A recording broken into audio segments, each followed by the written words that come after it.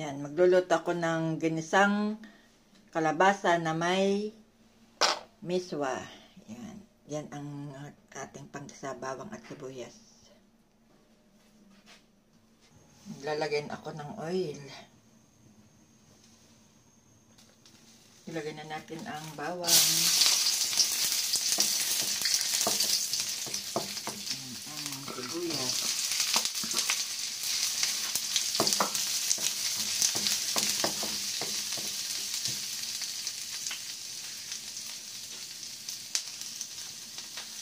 Ilalagay na natin ang kalabasa.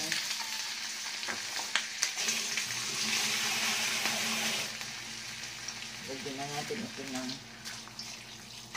water. Magpiprito na rin tayo ng tilapia.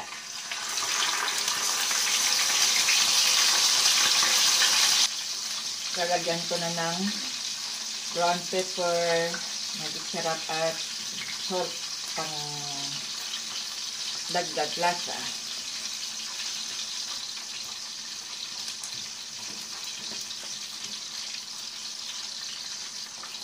Tatakpan ko muna ito at hayaang maluto.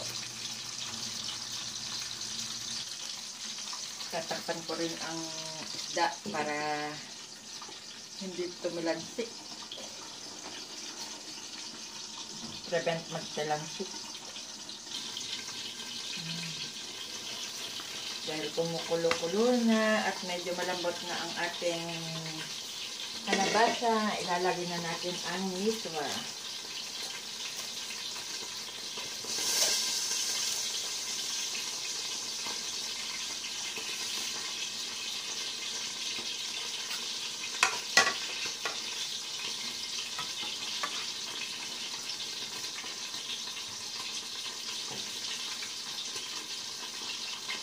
Yan ang aking style sa pagluluto ng kalabasa.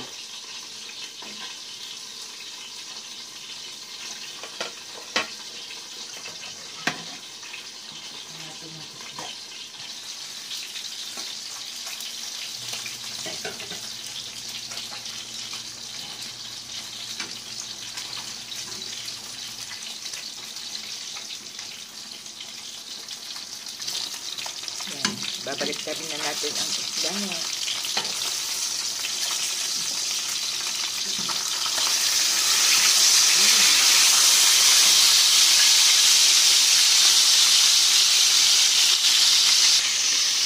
Nagluto ako sabay ng sabay yan. Yan guys, luto na ang ating kalabasa na may miswa. Yummy! Try nyo din guys. Kain na tayo guys. Ito ang ating tanghalian.